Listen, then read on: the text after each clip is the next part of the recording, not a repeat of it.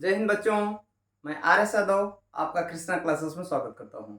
बच्चों, पिछले क्लासेस में हम लोग पढ़े थे क्लास 10th के फिजिक्स में फॉर्मेशन ऑफ इमेज। ठीक है ना। प्रतिबिंब का बनना क्या पढ़े थे? प्रतिबिंब का बनना अवतल दर्पण में पढ़े थे और उत्तल दर्पण में। ठीक है ना। आज उसकी आगे पढ़ने जा रहे हैं और बहुत इम्पोर्टेंट टॉपिक है और बहुत आसान है, बहुत आसान टॉपिक है और बहुत इम्पोर्टेंट है। ठीक है ना। इसको ध्यान से पढ़िएगा। क्या पढ़ेंगे आज? फोकस दूरी तथा वक्रता त्रिज्या में संबंध। ठीक है। क्या पढ़ेंगे? फोकस दूरी तथा वक्रता त्रिज्या में संबंध। चलिए हेडिंग लगाते हैं। ठीक है, चलिए हेडिंग लगाइए। हेडिंग है आपका relation between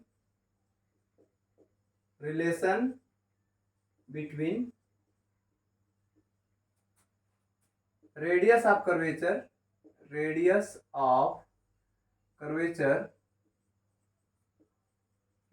curvature R and focal length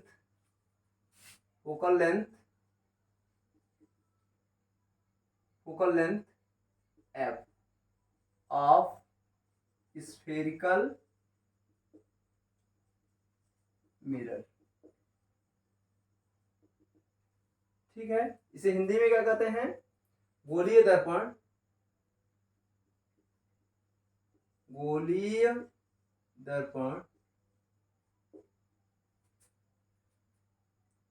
की वक्रता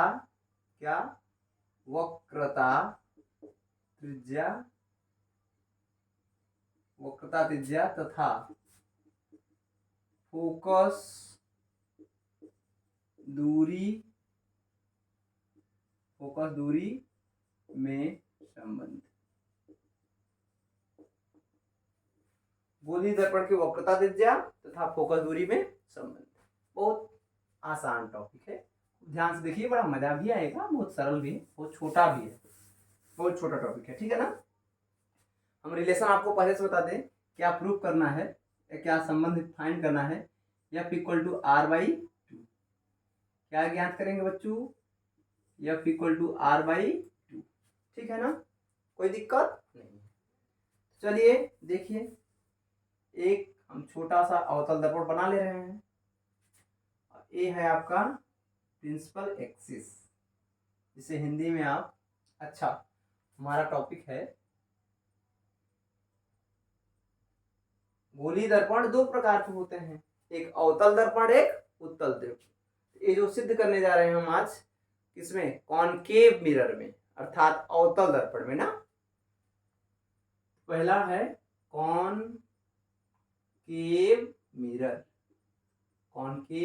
मिरर अर्थात अवतल दर्पण। ठीक भैया, कोई प्रॉब्लम नहीं। अब देखिए, अब यहां से कोई प्रिंसिपल एक्सिस, यहाँ आपका फोकस हो जाएगा, यहाँ आपका क्या हो जाएगा? सेंटर। ये प्रिंसिपल एक्सिस के पैरेलल कोई लाइन ड्रा किए हैं। इसके पहले हम लोग रे डायग्राम में पढ़े थे। अगर आपको वहाँ प्रॉब्लम है तो उस वीडियो पर जाकर के देखें कि कैसे क्या रे डायग्राम क्या होता है। लेकिन हम यहाँ भी बता दे रहे हैं छोटा सा, जब प्रकाश की किरण मुख्य अक्ष के समांतर चलती हैं तो परावर्तन के पश्चात फोकस बिंदु से होकर जाती है। कहाँ से बच्चों? फोकस बिंदु से। कोई प्रॉब्लम नहीं है। अच्छा, अब दूसरा चीजें कि हम लोग जानते हैं कि अगर वक्रता केंद्र से किसी गोलीय दर्पण पे लाइन ड्रा करें, अर्थात रेखा खींचे, तो उस सरफेस के लंबवत हो जाता है। क्या हो जाता है? उस सरफेस के लंबवत। सरफेस के क्या हो जाता है बच्चों? लंबवत हो जाता है। अब देखिए, यहां आपका क्या है? कोण आई है और यहाँ क्या है? कोण आर। ये मान लीजिए ए है कुछ और ए क्या है आपका? बी। ए है सी, ए है एफ, ए है पी। यहां तक कोई प्रॉब्लम नहीं है। ठीक है बच्चों। अब देखिए, अब हम यहाँ लिखेंगे क्या कि कोण ABC इक्वल टू कोण FBC, कोण FBC। इसको लिख लें समीकरण 1। ये आया कहां से? परावर्तन के नियम से। कहां से आया? परावर्तन के नियम से। अर्थात हम लोग जानते हैं कि आपतन कोण और परावर्तन कोण क्या होते हैं? बराबर होते हैं। परावर्तन कोण का फर्स्ट नियम यही था ना कि आपतन कोण और परावर्तन कोण बराबर थे। आपतन कोण आई और परावर्तन कोण आर, ठीक है ना। कोण आई बराबर कोण आर है। मान लीजिए कि कोण आई बराबर क्या है? कोण आर।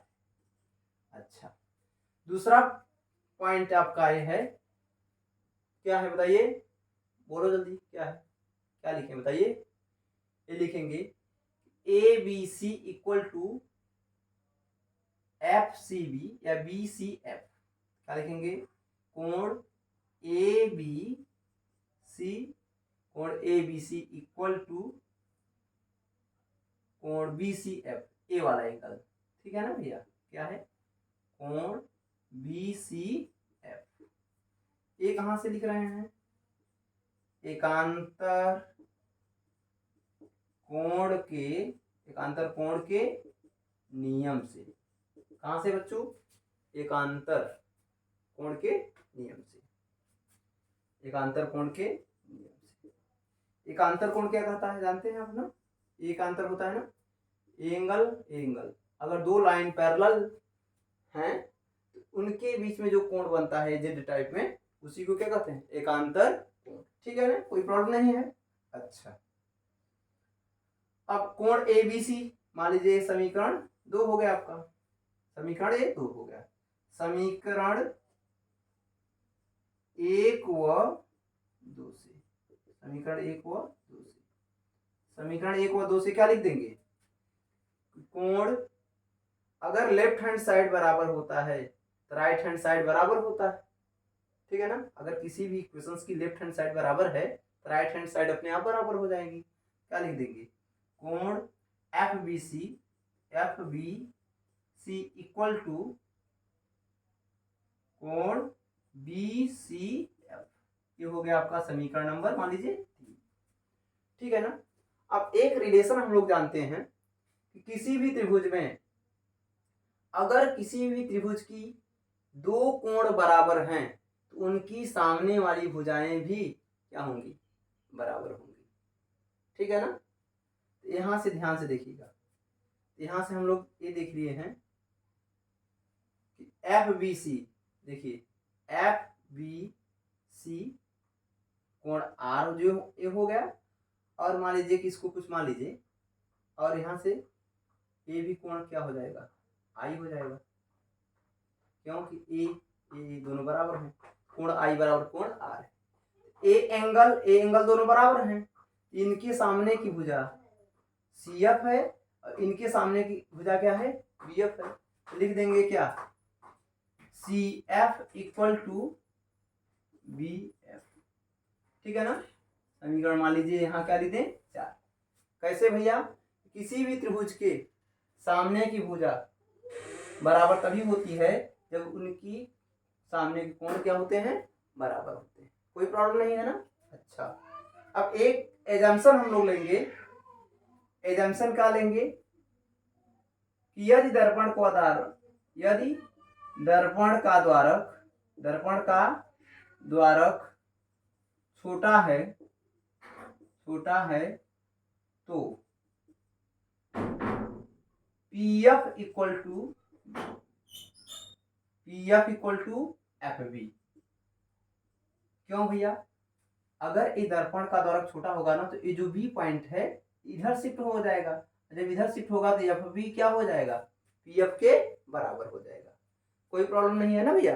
अच्छा, यहां से मान लीजिए इसको क्या मान लें? समीकरण 5। कुछ समीकरण से आप घबराइएगा मत, ऐसे मान ले रहे हैं और क्या, इसमें कोई कुछ है थोड़ी, मान ले रहे हैं समीकरण आपको समझने के लिए, दर्शाने के लिए। अच्छा, अब सारी दूरियां ध्रुव से नापी जाती हैं, तो ए जो दूरी है इसको हम लोग मान ले रहे हैं कि ए एफ है, और ए वाली दूरी जो है आर। पहले से आपको पता है कि पी और फोकस तथा ध्रुव के बीच की जो दूरी होती है उसे फोकस दूरी कहते हैं।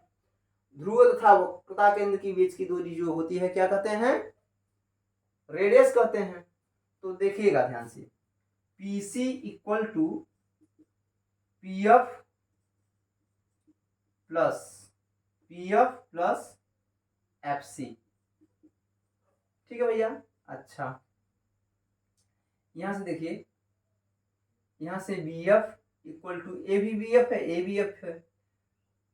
समीकरण यहां से दिया है क्योंकि PF इक्वल टू CF है। PF इक्वल टू क्या है? CF है। कहां से? समीकरण 4 व 5 से। ऐसे समझ लीजिए, समीकरण 4 व 5 से। कोई दिक्कत नहीं है ना भैया? CF और PF क्या हो जाएंगे? दोनों बराबर हो जाएंगे, क्योंकि राइट हैंड साइड दोनों बराबर है। यहां से लिखेंगे PC equal to CF plus F। CF ना लिखे, हमको चाहिए PF plus PF। PC equal to लिख देंगे 2PF। और PC की वैल्यू क्या है? R और 2F। एक रिलेशन ए भी है, F इक्वल टू हमको क्या चाहिए? R/2। कोई प्रॉब्लम नहीं, एकदम अच्छे तरीके से समझ में आ गया। यहाँ तो कोई दिक्कत नहीं है। ठीक है, चलिए फिर इसके आगे हम लोग नेक्स्ट क्लास में डिस्कस करेंगे। तब तक के लिए बाय बाय।